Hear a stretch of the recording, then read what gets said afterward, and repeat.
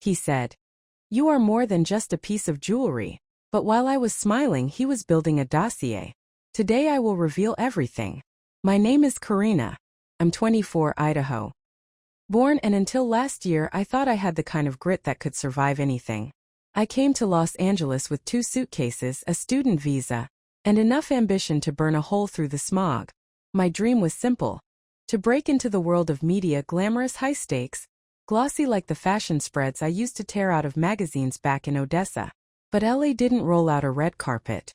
It handed me a plastic apron and a pair of non-slip shoes.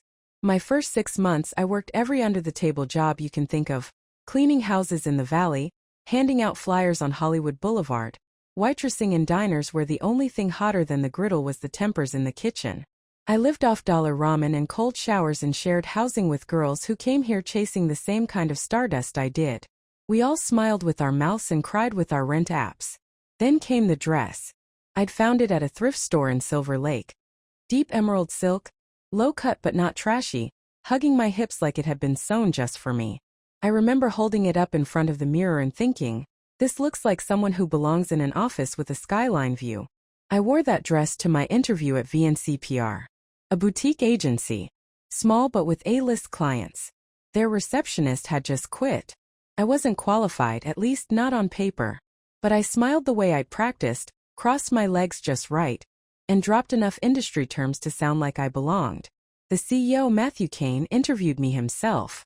He was in his early 40s. Sharp suit, eyes like still water, calm, unreadable, maybe even cold. He asked about my degree, my goals. Then his gaze drifted slowly to my dress. You've got presence, he said. That's rare in someone so green. I knew what he meant. I got the job. At first, it was just answering phones and offering sparkling water to women with lips too big for their faces. I wore heels I couldn't afford and smiled through 10-hour days on my feet. But something shifted about 3 weeks in. Matthew stopped calling me Karina. He started calling me darling. He said it like a joke, but it always landed too soft, too familiar. Then he started asking me to sit in on meetings I had no business being in. I laughed at jokes I didn't understand. I memorized clients' drink orders. I learned how to charm. And slowly he started to reward me. A bonus here. A dinner invitation there. A compliment that lingered a second too long. I told myself it was harmless. That I was just playing the game. But somewhere deep in my gut, a tiny voice whispered, this isn't the game you thought you were playing. And it was right. Because one night, after a long client dinner in a rooftop lounge, he leaned in close, his voice low and smooth as the wine in our glasses. And he said something I would never forget. Karina, you've got potential. But this world rewards women who know how to make powerful men feel powerful. I didn't answer. But I didn't pull away either. And that was the beginning. I told myself I wasn't doing anything wrong. After all, I never crossed a line, at least not one that could be traced in ink. I didn't sleep with him. I didn't touch him. I didn't even let him kiss me. But I let him linger. I let his words drip like honey into the hollow places inside me. The places that were starving for approval, for stability, for belonging. I started dressing for him. I wore lipstick I couldn't pronounce, in shades that made my lips look fuller, richer. My outfits got tighter, cleaner. Not trashy, Matthew wouldn't have tolerated that. He liked sophistication with an undertone of suggestion. He once told me I reminded him of a perfume ad he'd seen in Paris. Beautiful. Distant. Dangerous. I wore that compliment like a crown. Or maybe a collar. He gave me a Louis Vuitton bag for client meetings, a new iPhone to stay better connected, and a raise that doubled my salary. No HR forms, just a direct deposit that made my breath catch when I saw the zeros. Felt like magic. But magic, I would soon learn, always comes with a cost. The dinners became routine. Always private tables, always dim lighting. He'd order for me without asking, and I'd let him, even though I hated oysters and preferred beer to wine. He liked control and I was good at surrendering. I watched how the other women in the company looked at me. Some were jealous. Others just looked tired, like they knew how the story ended and were too numb to warn me. There was one in particular, Amanda, the head of events. Late 30s, gorgeous in that severe, effortless way. I once caught her staring at me across the conference table. Her jaw tight, her fingers drumming a slow rhythm on her notepad. I smiled. She didn't. Later I found out she used to sit at those dinners too. Before me. The worst part? I didn't care. Because for the first time in my life I felt seen.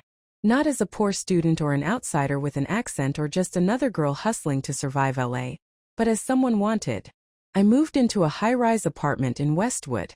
Not on paper. He said it was a company asset I could use temporarily.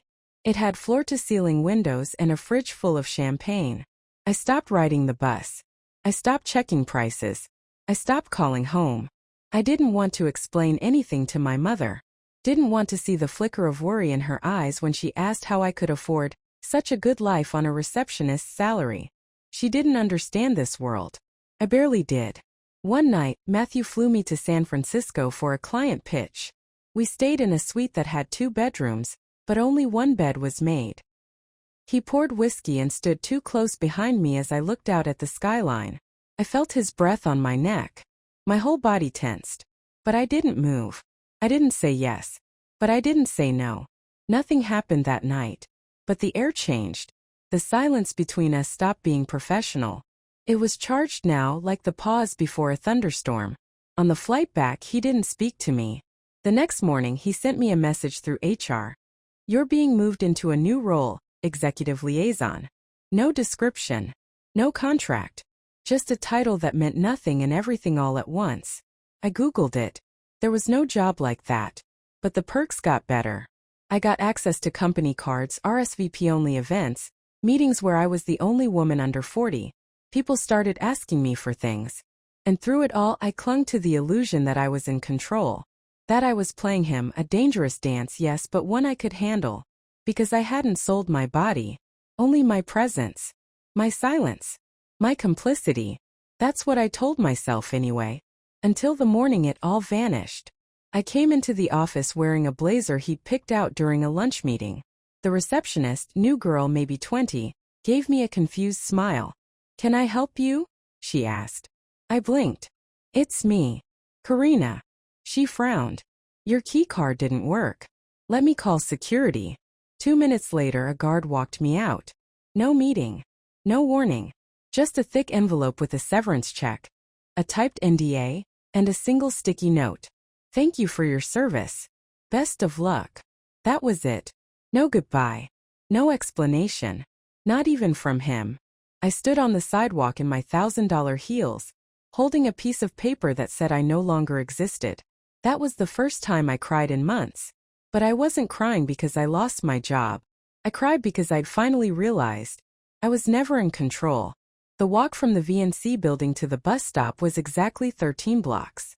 I counted them. Not because I didn't know the route. I'd taken it every day before Matthew upgraded my life to Uber Black and glossy chauffeur rides. But because counting was the only thing that kept me from collapsing on the pavement. 13 blocks. 13 months of pretending I was someone important. 13 lies I told myself just to get through each night. My heels cut into the backs of my ankles with every step. My phone was still buzzing. Texts from people who'd heard whispers, LinkedIn notifications, an email from HR with a subject line so cheerful it made my stomach turn. Separation agreement and next steps. I didn't open it. I didn't go home. I couldn't go back to that apartment. Not when I knew the lock would probably be changed by morning. Instead, I went to a 24-hour diner on Melrose where nobody cared who I was. I sat in a red vinyl booth under flickering fluorescent lights, sipping burnt coffee and watching couples stumble in from bars, laughing like the world wasn't breaking beneath their feet. I had $22 in my checking account, 2 unread voicemails from my mother, and a severance check that felt more like hush money than compensation. I didn't sleep that night. Just watched the sun rise over a city that had finally stopped pretending it loved me. The next few days were a blur, emails ignored, calls unanswered, fake smiles offered to well-meaning friends who asked, "What happened?" in the same tone people use at funerals. I didn't answer. How do you tell someone you lost a job you were never qualified for? In a role that never really existed? That you traded your dignity for a few cocktail parties, and a leather purse you can't even pawn because it was never truly yours? I found a room to rent on Craigslist. It was in a faded craftsman house in Echo Park owned by a woman named Darlene who rescued cats and sold herbal teas at farmers markets. She didn't ask questions. She just looked at me with tired kindness and handed me a key. I moved in with a single duffel bag and no mirrors. Darlene gave me tea every night. Chamomile and silence. I drank both gratefully. After a week, I picked up a job at a diner down the block. Night shifts. Low tips. No expectations. No illusions. It was the first honest thing I'd done in a year. And in that greasy, clattering kitchen, surrounded by dishwashers with immigration stories like mine and waitresses with nicotine-stained fingers and hearts full of grit, I started to remember who I used to be. I used to dream in full sentences. I used to believe that I mattered because of what I did, not how I looked. I used to be brave. Now, I was just broken. But at least I was mine. For the first time, I didn't belong to anyone. It happened on a Tuesday. One of those smog-thick, syrupy LA afternoons where the sky feels like it's pressing down on your skin. I was halfway through a double shift, wiping down a table sticky with spilled cola when the bell above the diner door chimed. And there he was. Matthew Kane. Standing in the fluorescent light like it didn't dim him at all. Same tailored suit. Same unreadable eyes. But something was different this time. He looked almost cautious. Our eyes met. And for a moment, everything in me clenched. My throat. My fists. My past. He didn't sit. Didn't smile. Just stepped forward, slipping his sunglasses into the front pocket of his jacket like this was normal. Like this was fine. Karina, he said, like we were old friends. Can we talk? I didn't answer. My heart was pounding, not with fear but with rage I hadn't known I'd buried. Months of silence. A severance check like an apology sealed in an envelope. And now he wanted a conversation? He followed me outside without waiting for permission. The alley behind the diner smelled like grease and cigarettes. My apron was stained. My hair tied up in a messy knot. I looked nothing like the version of me he'd built and discarded. You look different, he said. I shrugged. You don't. He sighed, looked down, adjusted his watch. I owe you an explanation. I waited. I didn't expect it to end like that, he said. The board was pressuring me. There were optics. Optics, I echoed, tasting the word like poison. Is that what I was to you? A liability. You were valuable, he said too quickly. But I had to protect the company. I laughed. It was short and sharp and hollow. And yourself. He didn't deny it. Then he said something I didn't expect. I have a proposition. I turned to leave. It's not what you think, he said quickly. I'm starting something new. Private clients. High-level stuff. No board. No strings. And I need someone I trust. I stopped walking. I don't trust you. I'm offering you control this time, he said. Real power. Real money. You wouldn't just be a face. You'd be building it with me. I looked at him, this man who'd once made me feel like I was flying, only to watch me fall without a word. And for a flicker of a second, I felt it again. That hunger. That itch. That want. Not for him, but for the version of me he dangled like a dream. The one in designer heels and glossy boardrooms. The one who didn't have grease under her nails or tips crumpled in an apron. I hated how much I missed her. I'll think about it, I said. He smiled, just a little, and turned to leave. As he walked away, my phone buzzed in my apron pocket. A text from Darlene. Cat food delivery's late. Can you help me pick it up after your shift? Just like that, the moment snapped. I wasn't in that world anymore. Not really. Not yet. But the door had opened. And the question now was, did I want to walk back through it? I didn't say yes. Not right away. But I didn't delete his number either. That night, I sat in my room, the one with the creaky ceiling fan and the cat who insisted on sleeping on my chest, and stared at the message he'd sent an hour after leaving the diner. Let's meet. 1 hour. Just talk. The address was in Brentwood. Not a restaurant this time. A house. Private. Expensive. Silent. I stared at it until the screen dimmed. Darlene was in the kitchen making tea, humming something soft and sad. I thought about telling her. Asking her. Letting someone older and wiser talk me off the ledge. But I didn't. Because some part of me, some raw, unfinished part, still wanted more. I told her I was going to visit a friend. I took off my apron, washed the scent of fryer oil from my hands and changed into the only nice dress I hadn't pawned. The emerald one. The one from the interview. It still fit. Too well. The Brentwood house looked like a movie set. Low modern, glass walls and warm lights glowing like secrets behind drawn curtains. The door opened before I even knocked. Matthew stood there with 2 glasses of wine already poured. I told myself I'd stay 15 minutes. 20 max. I meant what I said, he told me, leading me into a room that felt like it had never been touched. You wouldn't be decoration. You'd be a partner. I didn't sit. Doing what? He smiled. Managing clients. Managing expectations. We'd work with influencers. Politicians. People with reputations to protect. And my reputation? He looked at me like I'd asked him about the weather. You've already proven what you're capable of. You know how to move in these circles. How to handle people. Is that what I was doing before? Handling you. He didn't answer. But his silence said enough. He handed me a file. Inside were photos. Names. Notes. High-profile people. Scandals half buried. Allegations never made public. Blackmail? No. At least not on paper. But it smelled like leverage. And I wasn't naive enough to miss that. This is what you do now? I asked. It's what we could do, he said. And there it was, the hook. Not a job offer. A test. He was offering me the tools. The map. The knife. All I had to do was pick it up. I ran my fingers over the top sheet. A socialite I once fetched coffee for. Her face flawless on Instagram. Her secrets printed in high res in my hands. I could expose her. Or protect her. Either way I'd be needed. Paid. Powerful. And that scared me more than anything. 'Cause I wanted it. Not for the money. But for the control. I closed the folder. I need time, I said. He nodded. But not too much. I left before midnight. Walking back down that pristine driveway with the kind of clarity that only comes after brushing against something sharp. I wasn't back in yet. But I hadn't closed the door either. And somewhere in the darkness behind me I swear I could feel it. The life I left clawing to pull me back. The folder sat on my nightstand for 3 days. Unopened. I told myself I was weighing the offer. Being cautious. Thinking it through. But the truth was I was afraid. Not of Matthew. Not even of the job. I was afraid of how easily I'd slipped back into the old rhythm. How natural it felt to have his voice in my ear again. Promising power like it was a gift instead of a leash. On the 3rd night, I took the folder to the backyard. Darlene had gone to bed early, and the cats were curled up under the porch light. I sat on the steps, staring at the stars barely visible through the LA haze, and finally opened it.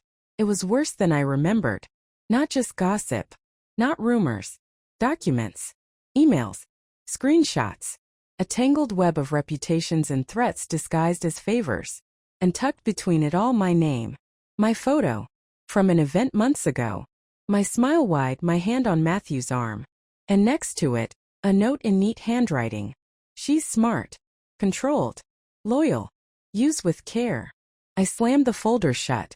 And then my phone buzzed. Unknown number. If he's talking to you again, we need to talk. Urgently. Amanda. Amanda. The head of events. The woman who used to glare at me like she knew how my story would end. I hesitated. But only for a second. We met the next day at a cafe in Los Feliz. Neutral ground. She looked different out of the office, softer, older somehow. But her eyes were the same. Sharp. Tired. I wondered how long it would take him to circle back to you. She said, not bothering with small talk. You were always his favorite. I wasn't. You were, she interrupted. Just like I was. Just like 3 others before me. She pulled a folder of her own from her bag. Thinner. But more damning. Photos. Invoices. Text. He builds us up, she said. Then replaces us. Quietly. Always with a check and a threat. I stared at the pages. There I was again. My face. My name. He keeps files. I whispered. On everyone, she said. But especially the women. I felt sick. Why are you showing me this? Because I want him out, she said. And I can't do it alone. A silence fell between us, heavy with unspoken things. If you go back, she said, her voice low, you'll be complicit. This time there won't be an NDA to hide behind. He's changed the game. And if you step inside now, you become part of it. I didn't speak. Because deep down I already knew she was right.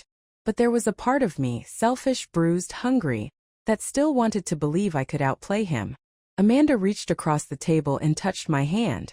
Her fingers were cold. Whatever he's offering, Karina, it's not freedom. It's a prettier cage. And with that she stood and left, leaving me alone with 2 folders, one full of power, the other full of proof, and the weight of a choice that could no longer be postponed. I didn't sleep the night Amanda gave me the file.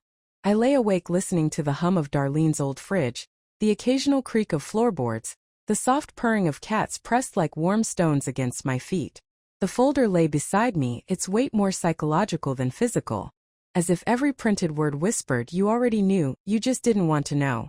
The truth was, Amanda's warning didn't shock me. It validated the unease I'd buried under silk and strategy. Matthew didn't just use people, he curated them. He built altars out of ambition and burned his favorites on top. Always in private. Always with precision. And I had been this close to stepping back onto the altar. By morning the decision was clear. But I wouldn't run. Not this time. I texted Amanda. I'm in. But we do it my way. We met in a parking garage off Sunset like characters in a spy movie. She brought her folder. I brought mine. We made copies. Talked logistics. Discussed who we could trust. There weren't many names on that list. What's your angle? She asked.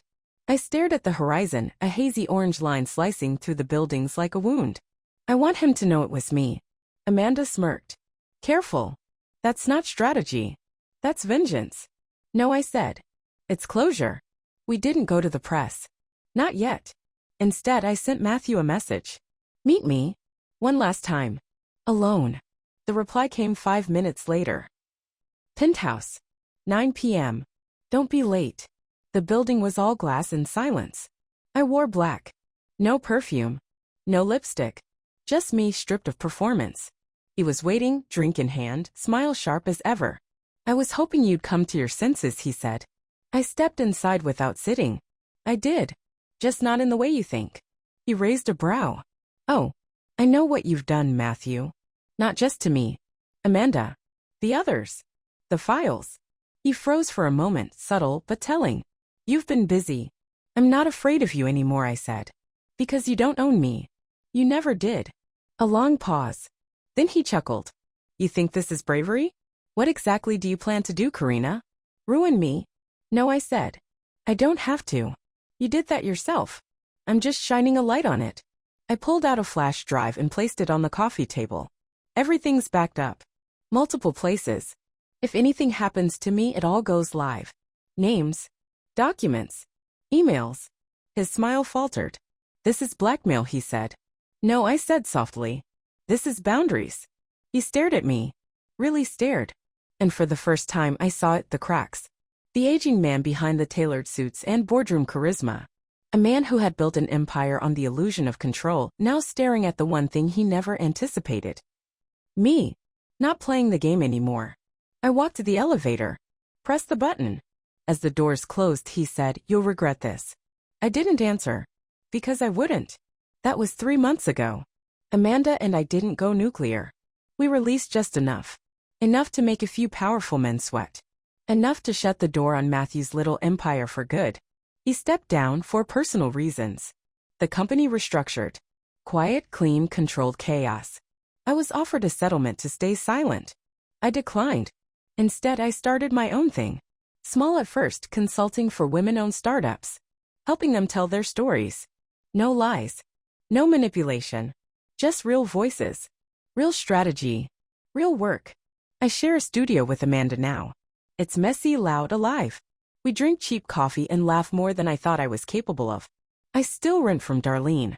She makes stronger tea now and asks fewer questions. Sometimes I miss that old version of myself. The girl who thought the world was something you had to seduce to survive. The girl in the emerald dress. But I don't mourn her. She was doing the best she could. I'm doing better now. Not richer. Not more glamorous. But real. And that I've learned is the most dangerous kind of power there is.